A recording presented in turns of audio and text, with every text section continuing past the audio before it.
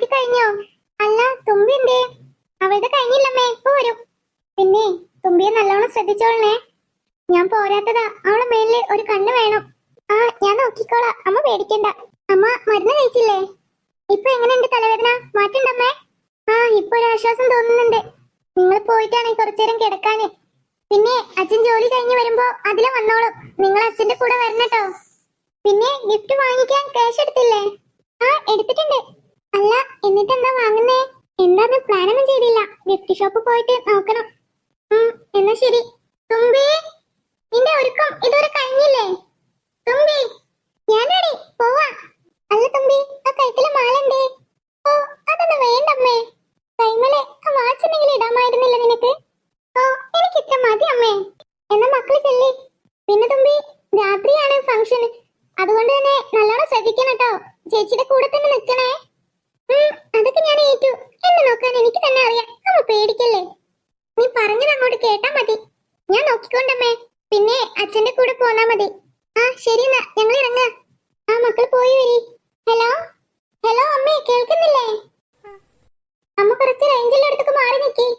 ഇപ്പൊ കേൾക്കാവോ? ഹലോ, ആ ഇപ്പൊ കേൾക്കാവോ? ആ എന്താ പിള്ളേരൊക്കെ? തുമ്പിന്റെ ഫ്രണ്ടിന്റെ ബർത്ത്ഡേ ആണെന്ന്. അപ്പോ അവനെയും അവളെ കൂടെ അയച്ചിട്ടുണ്ട്. അല്ലെങ്കിൽ നൈറ്റല്ലേ ഫംഗ്ഷന്, ഞാനും കൂടെ പോകുന്നില്ലല്ലോ. അവരൊറ്റക്കാണോ നീ പറഞ്ഞയച്ചത്? പേടിക്കാനൊന്നുമില്ല അമ്മേ, അവളെ കൂടെ ആവണില്ലേ. ഇവിടുന്ന് കുറച്ച് പോയാ മതി. പിന്നെ അവളിന്റെ കയ്യിൽ ഫോൺ ഉണ്ടല്ലോ, എന്തെങ്കിലും ഉണ്ടെങ്കിൽ അവള് വിളിച്ചോളൂ. പിന്നെ ഇങ്ങോട്ട് കൃഷ്ണേട്ടനും കൂടെ ഉണ്ടാവും. ജോലി ചെയ്ത് വരുമ്പോ അവിടെ ഇറങ്ങും പറഞ്ഞിട്ടുണ്ട് അവരെ കൂട്ടാന്. പിന്നെ ഇവിടെ അടുത്തില്ലേ അവള് ഫ്രണ്ട്സ് ഒക്കെ പോകുന്നുണ്ട്. അല്ല നിന്റെ തലവേദനക്ക് എന്തേ? കൃഷ്ണൻ പറഞ്ഞു അവക്ക് സുഖമില്ലാന്നൊക്കെ. ആ ഇപ്പൊ കുറവുണ്ടമ്മേ. രാവിലെ മുതൽ കിടക്കായിരുന്നു. ആവണിയാ പിന്നെ എല്ലാ ജോലിയും ചെയ്ത്. ഒരു പണിയും അവൾ എന്നെ കൊണ്ട് എടുക്കാൻ സമ്മതിച്ചില്ല. കുറവില്ലെങ്കിൽ വേഗം കാണിക്കണം കേട്ടോ. ആ കൃഷ്ണേട്ടൻ രാവിലെ തന്നെ പറഞ്ഞതാ. ഞാൻ പിന്നെ പറഞ്ഞു കുറവുണ്ടെന്ന് നോക്കിയിട്ട് കാണിക്കാന്ന്. ആ അല്ല നിങ്ങൾ എന്താ വരുന്നേ? അച്ഛൻ ഇങ്ങനെ ചോദിക്കുന്നുണ്ട് നിങ്ങളെ. വിഷു തവണ ഇവിടുന്ന് കഴിക്കാന്നാ പറയുന്നേ. ആ ഞാൻ കൃഷ്ണേട്ടനോടൊന്ന് ചോദിച്ചു നോക്കട്ടെ എങ്ങനെയാണെന്ന്. എന്നാ ശരി. അല്ലമ്മേ, അമ്മയുടെ വിശേഷം എന്താ? അങ്ങനെ പോകുന്നു. എന്നാ ശരി അമ്മേ, കൃഷ്ണേട്ടൻ വിളിക്കുന്നുണ്ട്. ആ ശരി. ഹലോ. ആ കൃഷ്ണേട്ട പറ. പിള്ളേര് പോയോ? ആ അവരിപ്പോ ഇറങ്ങിയതേ ഉള്ളൂ. അല്ല നിങ്ങളെപ്പോഴും അങ്ങോട്ട് പോകുന്നേ? ഒരു 7:00 ആവുമ്പോ ഞാൻ ഇവിടുന്ന് ഇറങ്ങും. നിനക്ക് പേടിയാവില്ലല്ലോ? ഇല്ലമ്മേ. ഞങ്ങള് 9:30 ആകുമ്പോഴത്തേനും എത്താം. ആ ശരി. പിന്നെ ഞാനും കൂടെ ഇല്ലാത്ത ആ തുമ്പി ഒന്ന് ശ്രദ്ധിച്ചോളേ. അവൾ പറഞ്ഞാ കേക്കൂല.